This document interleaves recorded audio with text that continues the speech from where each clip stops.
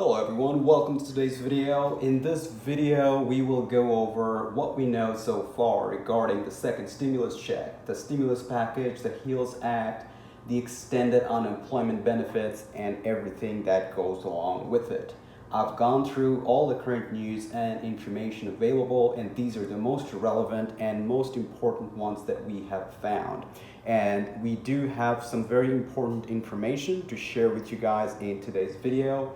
But before we dive into it, I just want to remind everyone that this is not a political channel. This is a channel on personal finance and investing. So I request everyone that we keep it civil, keep it respectful towards each other in the comment section below, irrespective of which party you support.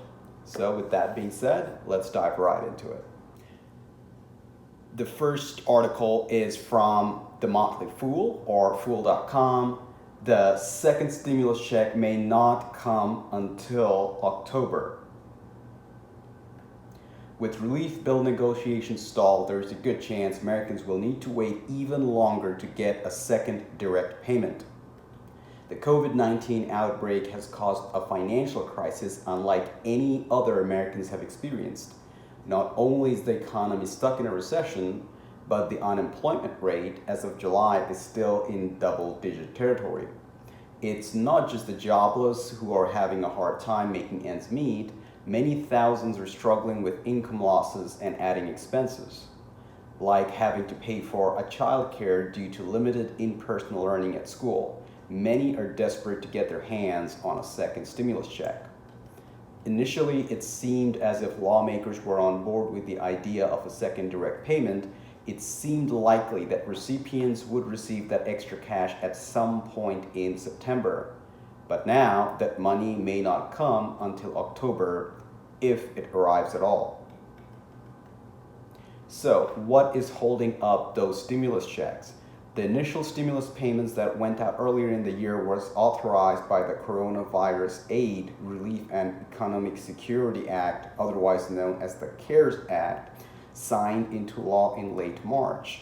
For a second round of payments to go out, lawmakers will need to agree on a second relief bill. Right now, stimulus negotiations are deadlocked. Lawmakers are still struggling to agree on a number of key sticking points for that second deal, including boosting unemployment. Meanwhile, Senate Republicans recently released a new bill that's being dubbed a skinny relief package. The skinny stems from the fact that it omits a number of relief measures, including the second stimulus payment that lawmakers actually seem to agree on from the start. Americans won't necessarily get stuck with the stingy, stripped-down version, but it's likely that they will get stuck waiting until October for their stimulus payments. The Senate is currently on recess until September 8th, so there is a chance that the lawmakers will get called back into Senate early, but that'll only happen if both sides manage to come to an agreement on a stimulus deal before then, which doesn't seem likely. Even if a stimulus payment makes it into the final bill, lawmakers will only first reconvene to talk about it in September, which means by the time the deals are sorted out, it could take until October at the earliest to get that money into the hands to those who need it. That's very bad news for the millions of jobless Americans who have not only been privy to boosted unemployment benefits since the late of July. It's also bad news for those teetering in the edge of debt already. So, will there be a second stimulus check at all? There's a good chance a second direct payment will make it into the final relief package lawmakers pass for one good reason. The economy actually does need to be stimulated. If Americans don't get the money, it could result in additional small business closures and other undesirable consequences that only prolong everyone's misery.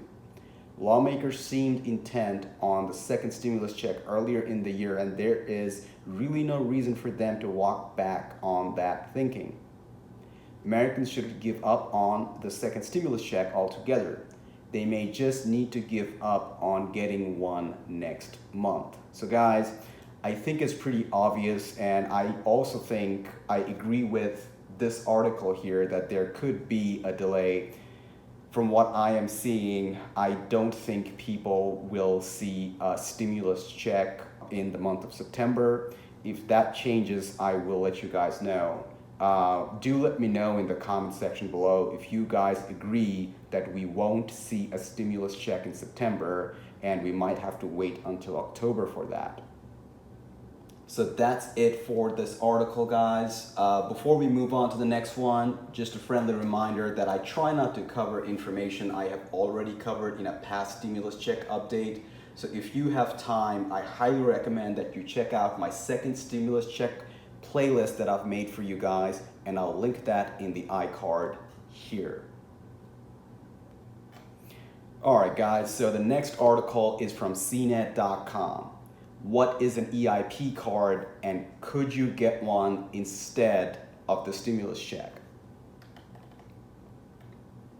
Early in April, under the CARES Act, qualified Americans were surprised to learn that they could be getting their first stimulus check not through direct deposit or check in the mail, but through an economic impact payment or an EIP card. EIP cards are debit cards you can spend like cash or transfer to your bank without a fee.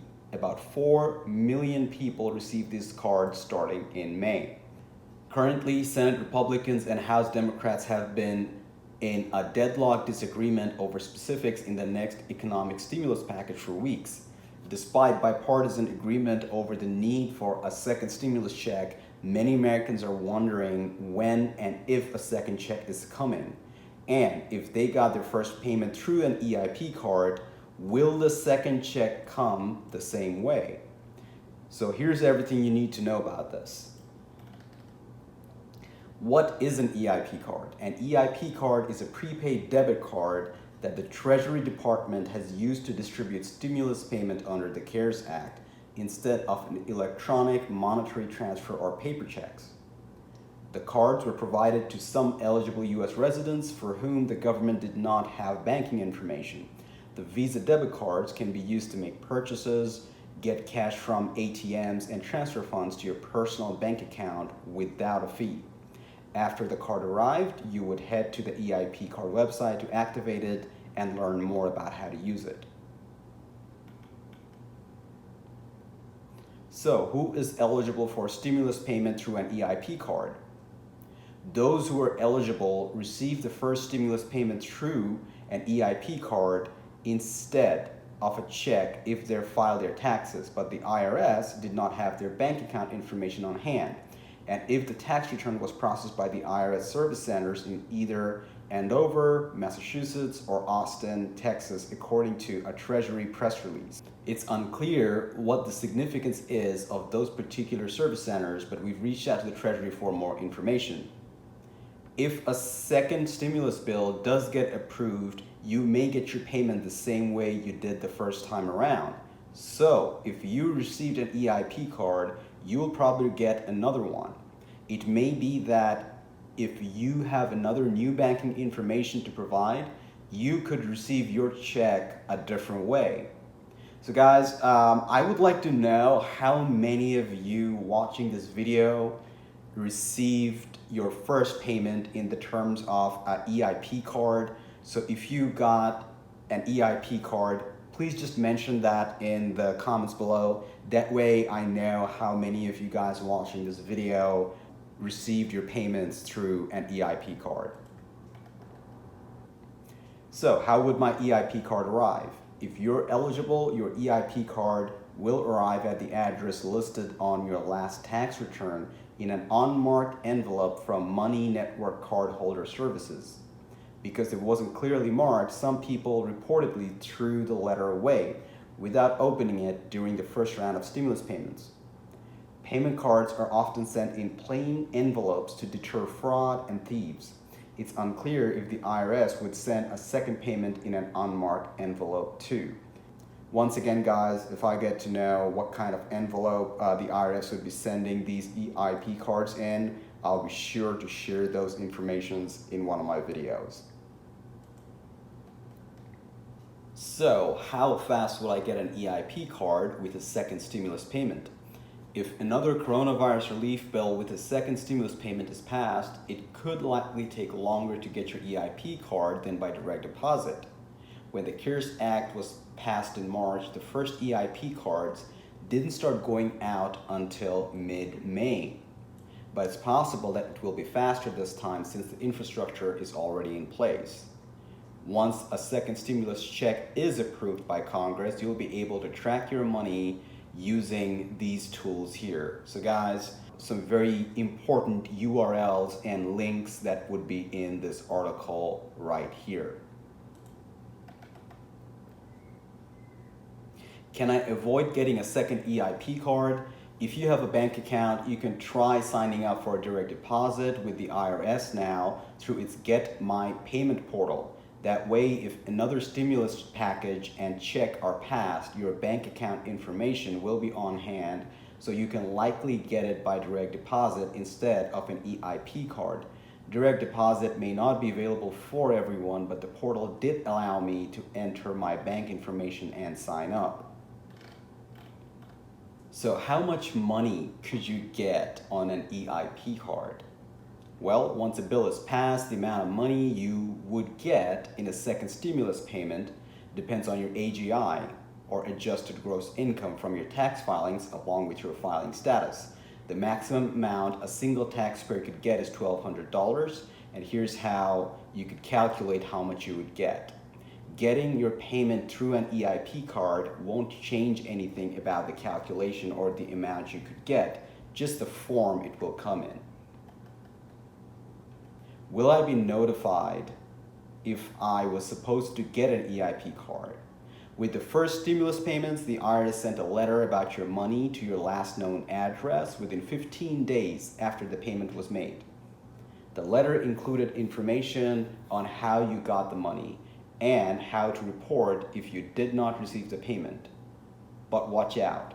There have been a lot of stimulus check scams going around. Visit irs.gov before giving anyone your information to make sure your letter is legitimate.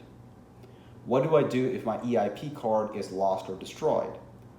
If you've lost or destroyed your EIP card, you can request a free replacement through MetaBank customer service, and here's the URL to there. The replacement fee would be waived the first time. So guys, this is an important article, especially for people who've received their first payments through the EIP card. As always, I will link all the articles I'll discuss in this video in the description of this video, so you could check out these articles and all the links and URLs that are showing up in these articles. And if you guys want to see more videos like this, give it a like, give it a thumbs up. It lets me know that you guys find videos like this useful, or at the very least interesting. And if you think someone will find videos like this useful, feel free to share it with them. All right, guys, so this next article is a little longer than the two that we've discussed. However, it does have a lot of valuable information. So this news article is from the Washington Post. The controversial $600 unemployment aid debate explained. That extra $600 in aid, sometimes called the enhanced unemployment or the unemployment bonus, has become a major sticking point in negotiations about another big aid package. Congress put the extra $600 in place in late March. Lawmakers have known for months that it would expire at the end of July. Democrats want to extend it through the end of the year. Republicans initially proposed reducing it to $200, although the White House has recently signaled it would agree to a $400 payment. Republicans say $600 is so high that people are opting to stay home and collect unemployment instead of going back to work. Democrats say that there aren't nearly enough jobs for everyone who is unemployed, and that it's better to keep families out of poverty and boost the economy by providing plenty of financial support. Guys, let me know in the comments below, and let's be respectful towards each other despite which political party you support. Which side do you agree with? Do you agree with what the Republicans are saying or what the Democrats are saying about the extended unemployment benefits? Republicans are correct that many people were receiving a higher wage from unemployment than they did at their jobs. But there's little evidence that the extra $600 was dissuading people from returning to work, according to 5 studies. What the evidence shows is that the extra money has kept many families out of poverty during the pandemic and provided a stimulus to the overall economy as people have spent the aid money. Most economy surveys last week by the Washington Post overwhelmingly urged Congress to quickly extend unemployment aid and were baffled why lawmakers had not acted. Some supported extending the full $600 while others said it should be reduced slightly to $300 or $400. Many suggest that a compromise could be able to keep the $600 in place as long as unemployment remains above 10% and then reduce the amount as the unemployment rate decreases and job opportunities rebound. Treasury Secretary Steve Mnuchin and other Republicans have frequently cited a University of Chicago study that found 68% of eligible unemployed workers would make more on enhanced unemployment than they did at their jobs. But the authors of that study told the Post that they found no evidence that the extra money was dissuading people from working, and they encouraged Congress, especially Republicans, to act quickly on more aid of about $400. Why did Congress initially pass $600 in March? When Congress passed the $2 trillion relief package in late March, known as the CARES Act, it was clear much of the economy needed to shut down temporarily to try to stop the spread of the deadly coronavirus. That was going to mean millions of Americans losing jobs through no fault of their own. Lawmakers wanted to replace the lost wages to make people financially whole. Median weekly pay in US is $1,000, meaning half of the workers earn more and half less. In normal times, when someone loses their job, they can apply to their state government to receive an unemployment payment that's about 40 to 45% of their prior earnings, according to National Employment Law Project, although that does not take into account benefits like healthcare retirement money. The federal government opted to add $600 a week to ensure that the average worker had 100% wage replacement. Why did the amount get cut by the end of July?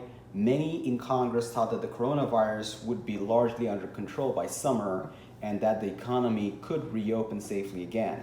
This was prevailing thinking in March when Congress passed the CARES Act, and is why so much of the aid for the unemployed as well as small and large businesses was set to expire around August 1st. So how big is a typical unemployment check from the government? In normal times, the average unemployment worker gets $333 a week in state government aid, according to the Center on Budget and Policy Priorities, but the amount varies greatly by state. For years, there has been a push to lower the unemployment benefits to encourage laid-off workers to quickly find a new job. Now that the extra $600 in federal government aid has expired, unemployed Americans are back to receiving solely state aid. How many people are affected by the cut in benefits? According to the Labor Department, 31.3 million Americans were receiving unemployment aid in mid-July, the latest available data. That means about 1 in 5 workers who had a job before the pandemic are unemployed. Why can't Republicans and Democrats just compromise? Well, a bipartisan group of economists who worked for President Barack Obama and George Bush recently proposed that Congress extend the unemployment bonus at $400 a week. That would replace the wages of most non-white collar workers. This recession has hit low-income restaurants, retails, and other service sector workers the hardest. Their typical weekly paycheck is $625, so they should be fully covered. The economists suggest that Congress tie the bonus payment to the unemployment rate in each state. As the unemployment rate falls, the extra money would decline. The White House floated $400 on Tuesday, but Democrats in Congress rejected it. Who's to blame for aid getting cut? Democrats passed a $3 trillion relief package on May 15th that included extending the $600, but Trump and Senate Republicans dismissed it. Republicans made a counterproposal on July 27th for a $1 trillion package of additional aid, just as the extra relief for the unemployed was expiring. The GOP calls for workers to receive a 70% of the prior wages starting in October and a $200 per week bonus until then. Many economists say that there's merit to the idea of trying to replace certain percentage of a worker's prior wage. The problem is that the government has to make an individual calculation for each worker. It's a lot of work and would take time to implement because it hasn't been done before. The National Association of State Workforce Agencies warned Congress that it would take most states 8 to 20 weeks to set up this new program to attempt 70% wage replacement. State unemployment offices have been overwhelmed by the millions of unemployed claims in recent weeks. What about gig workers and self-employed? Gig workers and self-employed will continue to be eligible for state unemployment benefits through the end of the year, but they also lose the $600 bonus. In normal times, gig workers and self-employed do not qualify for the unemployment aid, but Congress made an exception in the CARES Act. What about parents who need to watch their kids? Parents who are forced to leave their job to take care of their children while schools or daycare centers are closed are supposed to qualify for pandemic unemployment aid. This was approved in the CARES Act and is supposed to continue through the end of the year. So guys, as you can see, there is a lot of back and forth going on, and as we have seen in one of the earlier articles, I do agree that it would probably be October until we see the stimulus check come through. And I will keep you guys posted as more information continues to come out of this. So guys, these are all the latest news that we have to share at this moment. As more information comes to light, I will keep you guys updated. So if you guys want to remain current on all the stimulus check and the stimulus package developments, you might want to consider subscribing to the channel and hit the notification bell so you know exactly when these videos come out. And if you guys like to see videos like this, give it a like. It lets me know that you guys find videos like this helpful, useful, or at the very least interesting. So that's it for this video. I'll catch you guys in the next one. Bye-bye.